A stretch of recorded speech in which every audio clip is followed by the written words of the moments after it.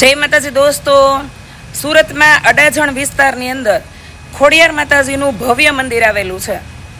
બહુ સુંદર અને એકદમ સ્વચ્છ અને એકદમ શાંત એટલું સરસ મંદિર છે. માતાજીની મૂર્તિઓ અને અહીંની વ્યવસ્થા આપણને એમ લાગે કાંઈ ન ઘટે, કાગવડ જેવી તમને અહીંયા ફિલિંગ આવે. કારણ કે માતાજીના દર્શન કરવા માટે ત્યારે તમે જાઓ ને તો મોટા મોટા મંદિરમાં અમુક જગ્યાએ દર્શન કરવા ન દેતા, અને અમુક જગ્યાએ એટલી બધી ટ્રાફિક હોય તો આપણે કોઈ પ્રાર્થના કરવા માટે તે આપણને ઊભા રહેવા ન દે.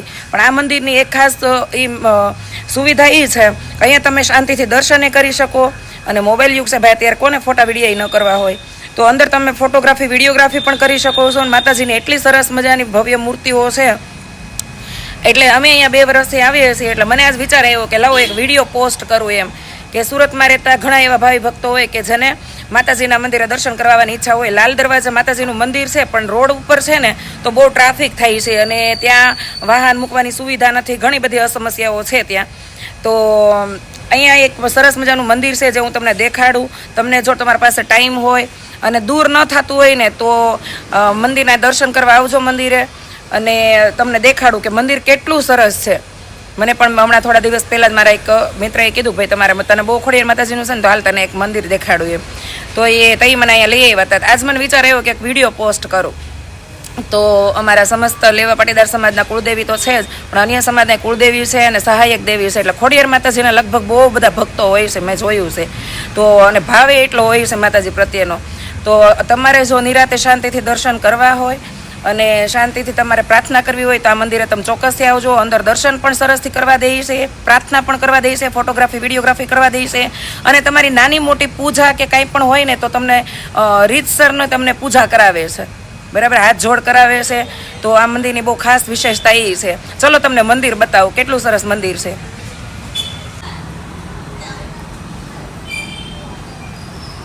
જુઓ, તમે જોઈ શકો છો કેટલું સરસ મંદિર છે. અને એક વધારે ખાસ વાત અહીંયા એ છે જાણવાની કે તમે ત્રણેય બાજુથી દરવાજા છે મંદિરમાં. 3 દરવાજા છે, ત્રણેય બાજુથી તમે દર્શન કરવા જઈ શકો, બરાબર. સુવિધા એ પણ છે. નકર એમ થાય કે એક જ દરવાજો છે ને તો બહુ ભીડ થાય, તો આવવા જવામાં થોડુંક અંદર આવવા જવામાં તકલીફ થાય. પણ જો 3 તો દરવાજા છે મંદિરના.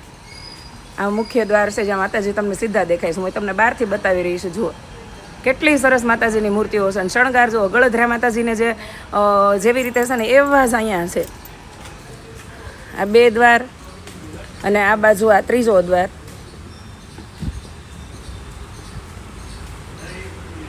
જુઓ આ 3 દ્વાર છે માતાજીના. તો તમે ત્રણેય બાજુથી નીકળી શકો અને દર્શને કરી શકો. ને અહીંયા સરસ મજાનું મોટું ગ્રાઉન્ડ છે અને વચ્ચે યજ્ઞ કુંડી છે. જુઓ, ખોડિયાર જયંતિ હોય કે અમુક વિશેષ દિવસ હોય ને ત્યારે અહીંયા યજ્ઞ ને પ્રસાદીનું બધું હોય છે.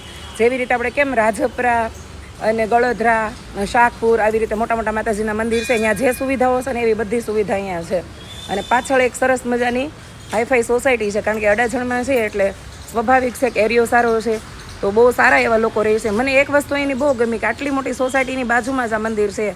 આ લોકો બહુ ભાવિ ભક્તો હશે ને બહુ સારી ઊંચી વિચારધારા ધરાવતા લોકો હશે. નકર આજકાલ તો હું લોકોને જોઈ રહી છું કે બધાને મંદિરની અંદર થતી ભીડ ને એની અંદર થતો ઘોંઘાટે નથી ગમતો. એટલા બધા બહુ શાંતિપ્રિય લોકો થઈ ગયા છે રહેવું સિટીમાં, અને શાંતિ જોઈ ગામડા જેવી.